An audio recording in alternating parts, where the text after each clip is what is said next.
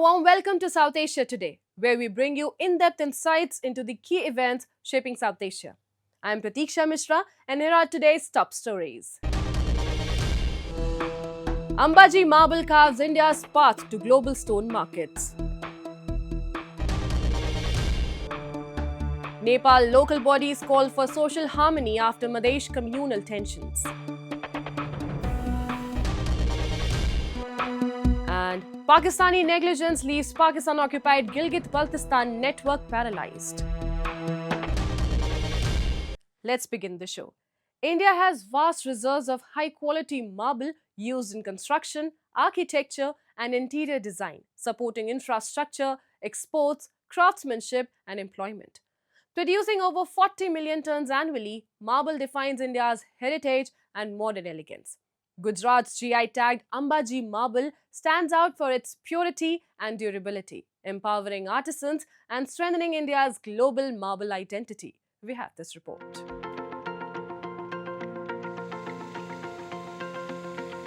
From iconic monuments to luxury homes and global interiors, marble has long symbolized India's elegance and endurance.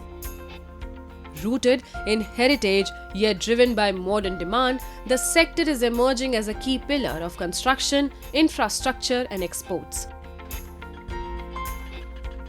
Valued at USD 3.3 billion in 2024, India's marble industry is projected to reach 6 billion USD by 2033. This growth is powered by premium regional varieties, most notably Gujarat's Ambaji marble, prized for its purity, durability and natural shine. With its new GI tag, Ambaji marble now gains legal protection and global distinction. અને તે એમના આર્ટિકલની પાછળ GI ટેગનો symbol લગાવી શકશે અને એ symbol લગાવવાથી તેમને જે કંઈ પણ પ્રોડક્ટ બનાવે છે એની કિંમત વધે છે, એના પર લોકોનો વિશ્વાસ વધે છે. The town of Ambaji in Gujarat has a well-developed marble industry encompassing mining, processing and skilled craftsmanship with many local livelihoods dependent on it. The region is a premier source of high-quality, over 1,000-year-old white marble known for its purity, exceptional durability and sustainability for carving. Widely used in temples and exported internationally, Ambaji marble features in renowned structures such as the Ambaji Temple and Ayodhya's Ram Temple. Its high silicon oxide and calcium content enhance the strength, longevity and purity of these architectural masterpieces. Ambaji મંદિર જે પ્રસિદ્ધ છે એ મંદિરની રચનામાં પણ અંબાજીનો જ marble આ જ અંબાજી પ્રોપરનો માર્બલ જ વાપરવામાં આવ્યો છે અને દિન પ્રતિદિન મને આશા છે કે આ જીઆઈ ટેગ મળવાથી એક અંબાજી માર્બલને આગવી ઓળખ મળશે અને એને કારણે અંબાજી માર્બલને હજી વધારે પ્રસિદ્ધિ મળશે, લોકોની રોજગારીમાં પણ ખૂબ વધારો થશે, માર્બલ ઉદ્યોગ સાથે જોડાયેલા લોકોને ખૂબ જ એનાથી ફાયદો થશે. Alongside advanced machinery and modern technology, skilled artisans add meticulous hand finishing that elevates every piece. Beyond tradition, marble now shapes modern homes, commercial complexes and the floors and walls of sacred spaces valued for its strength and elegance. Increasingly, finely carved marble idols revered for their purity, serene beauty and spiritual symbolism are driving fresh demand, blending craftsmanship with devotion and expanding the marble industry's contemporary appeal. Ambaji એક યાત્રાધામ પણ છે, તો અહીંયા ઘણા બધા યાત્રાળુ આવે છે તો માર્બલની વસ્તુઓ લે છે, આર્ટિકલ લે છે, મૂર્તિઓ લે છે. તો પહેલાં પ્રમાણે એનું વેચાણ ઓછું હતું, પણ જીઆઈ ટેગ મળવાથી હવે અહીંયાનું વેચાણ ખૂબ વધશે અને અહીંયા આજુબાજુ ઘણા આદિવાસી અને મધ્યમ વર્ગીય ગરીબ પરિવારોને અહીંયા રોજગારી મળશે અને એનાથી એમનું ભરણ પોષણ થશે. With the GI tag propelling Ambaji marble onto the global stage, India's marble industry stands at a powerful crossroads of heritage and growth. By safeguarding authenticity, empowering skilled artisans, and creating livelihoods, this recognition boosts regional economies while reaffirming India's legacy of timeless craftsmanship, spiritual artistry, and enduring natural wealth.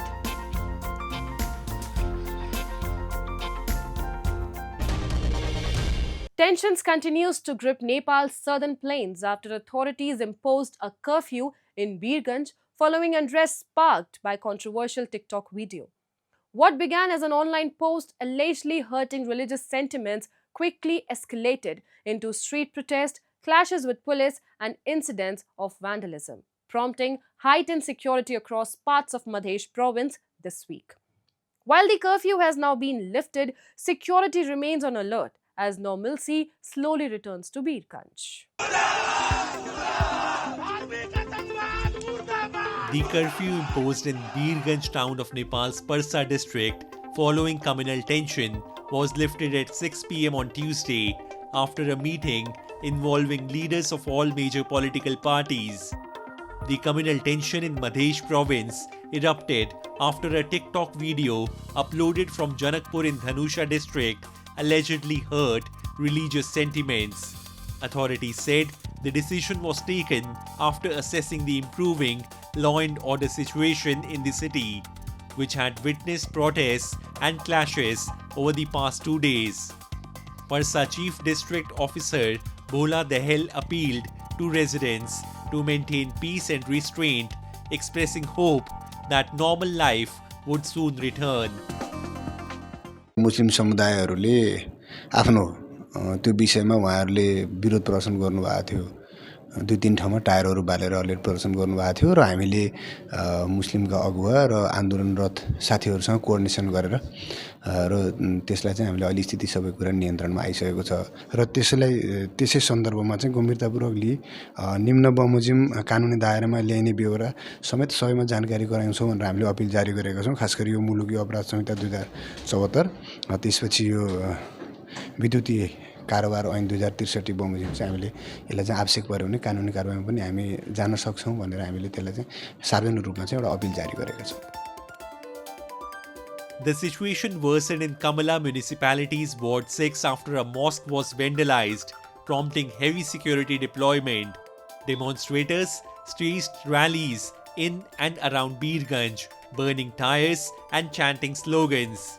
A brief clash broke out at Chhapkaiya Eidgah Chowk, where police fired 5 rounds of tear gas to disperse protesters. Dhanusha police confirmed the arrest of 3 people in connection with the TikTok video and vandalism. Deputy Superintendent of Police Ganesh Bam said investigations were ongoing. During the Birganj clashes, 7 police personnel sustained minor injuries, with officials stating that minimum force was used to control the situation. While restrictions have eased, authorities say continued vigilance is essential as Nepal's southern plains remain sensitive. The incident once again highlights how social media content can rapidly escalate into communal unrest if not addressed responsibly.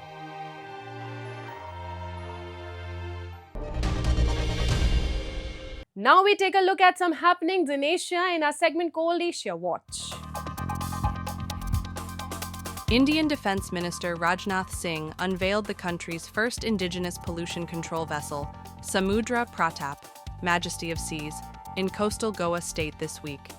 The vessel has a displacement of 4,170 tons and a length of 115 meters, with features including pollution control. The commissioning ceremony marks India's firm resort for self-reliance in defence manufacturing. In December, India's Defence Acquisition Council cleared proposals worth 790 billion rupees, $8.78 billion, to buy radars, radios, automatic takeoff landing recording systems, and other equipment for its Army, Navy, and Air Force.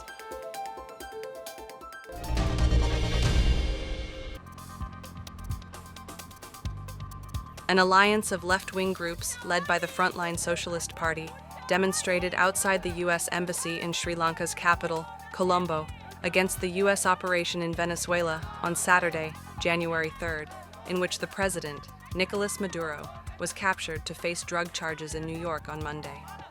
Police cordoned off the embassy as more than 200 demonstrators chanted anti-US slogans while carrying banners against US policies.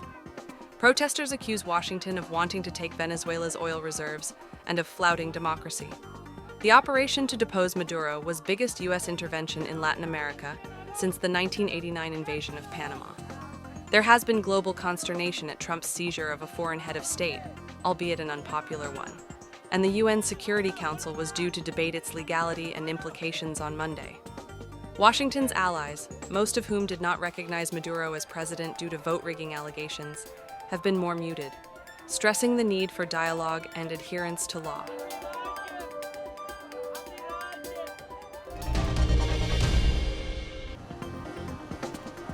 Travelers and motorists passed through checkpoints in Aden on Monday, a day after Yemen's Saudi-backed government accused UAE-backed southern separatists of cutting off the port city and warned it would take all necessary measures following territorial gains in the east.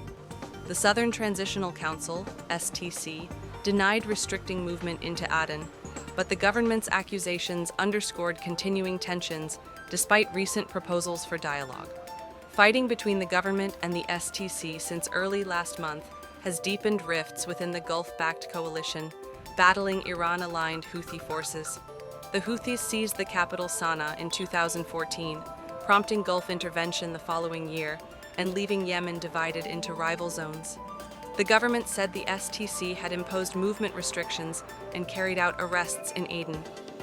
Aden has served as the government's main base outside Houthi-held areas since 2015, though leaders relocated to Saudi Arabia after the STC seized control last month. After government forces said they retook Mukalla in Hadramut province on Saturday, residents reported STC checkpoints around Aden.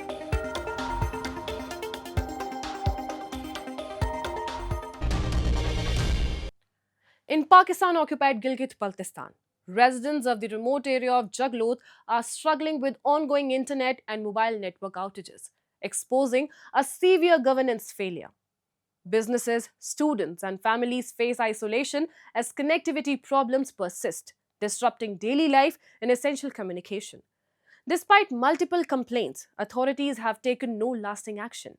Analysts warn that these repeated failures reflect chronic mismanagement by Pakistan administration, leaving residents frustrated, digitally cut off, and increasingly vulnerable. In Pakistan-occupied Gilgit-Baltistan, a region where reliable digital connectivity is essential, frequent network failures are severely disrupting daily life. Residents say mobile and internet services disappear unexpectedly, impacting both personal communication and critical business activities. Experts warn that ongoing neglect could trigger long-term economic setbacks in POGB, deepening isolation for local communities and undermining growth in an area that depends heavily on stable communication for survival and development. सबसे पहले हम यहाँ पे बात करेंगे जुगलोट में internet के issue के हवाले से। इंटरनेट जो इशू है बहुत ज़्यादा संगीन है। यहाँ पे आप देखें मोबाइल यहाँ पर हमारे पास लाइट हमारे पास मौजूद है, इंटरनेट नहीं है। सुबह से लेकर शाम तक बिल्कुल बंद ही है, सिग्नल भी नहीं है और इंटरनेट भी नहीं है साथ में। इसका असल जो मसला है ये छलत साइड से है, क्योंकि ये जो कनेक्टेड है ये टावर ये छलत साइड से कनेक्टेड है। एक दो टावरों में लोग क्या करते हैं, उधर तेल को बेचते हैं। अगर एक दो घंटे के लिए लाइट चली भी जाए तो तेल बेच के टावर ऑन नहीं करते। इस मामले को लेकर हम एक दफ़ा SCO वालों के पास गए वहाँ पे, तो उन्होंने जैसा इंजीनियर जो अल्ताफ हुसैन साहब थे वहाँ पे उसके पास हम गए तो उसने पता किया कि आगे से मसला कहाँ पे है, तो ये छलत साइड से मसला दिखाया।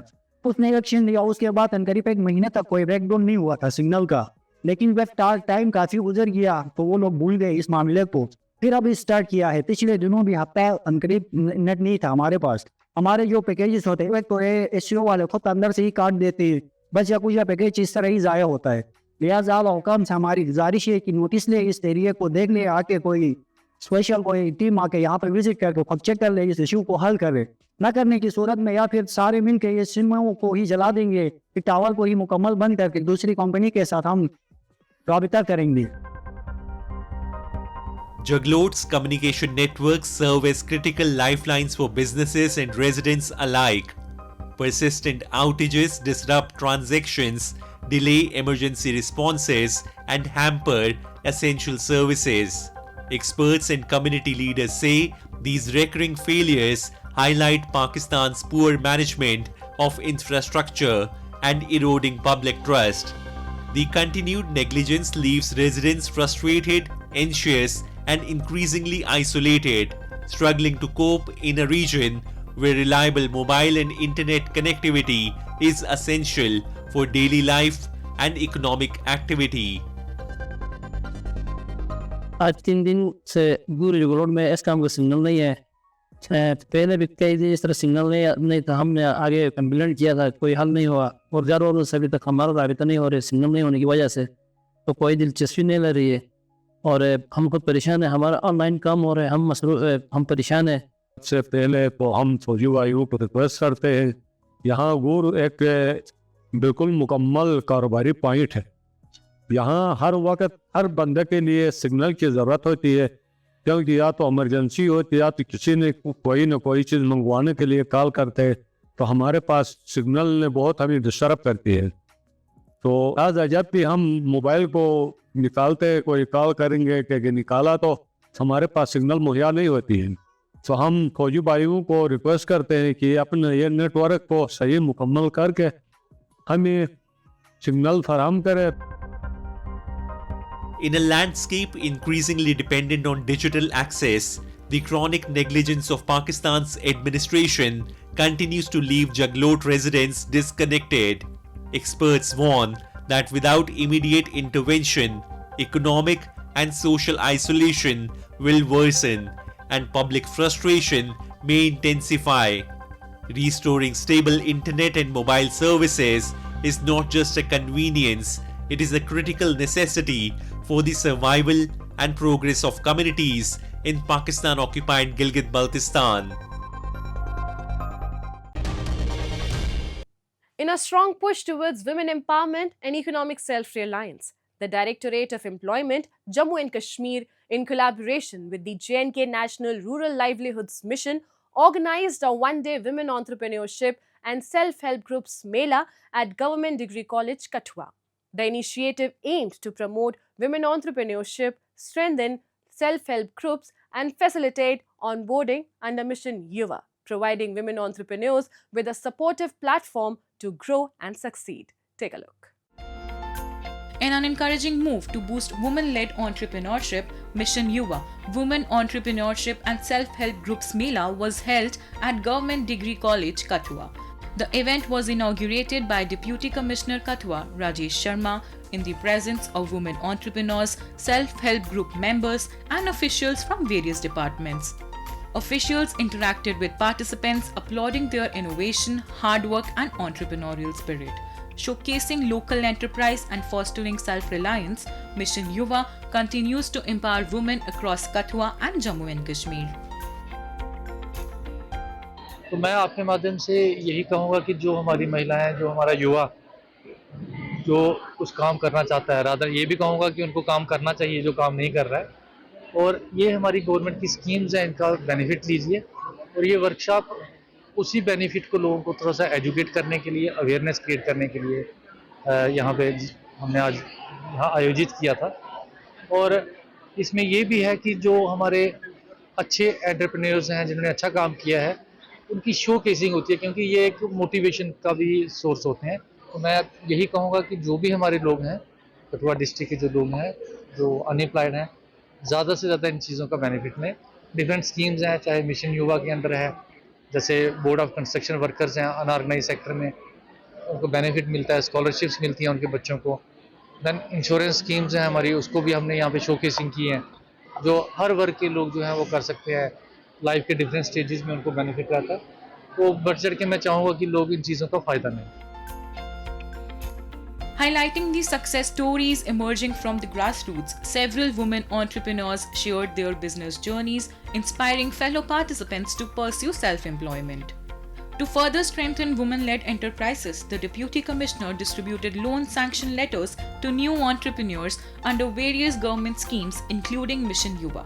He also lauded the efforts of the Directorate of Employment and Jammu and Kashmir Rural Livelihood Mission for organizing the Mela and urged women to avail government schemes while directing line departments to provide sustained guidance and hand-holding support.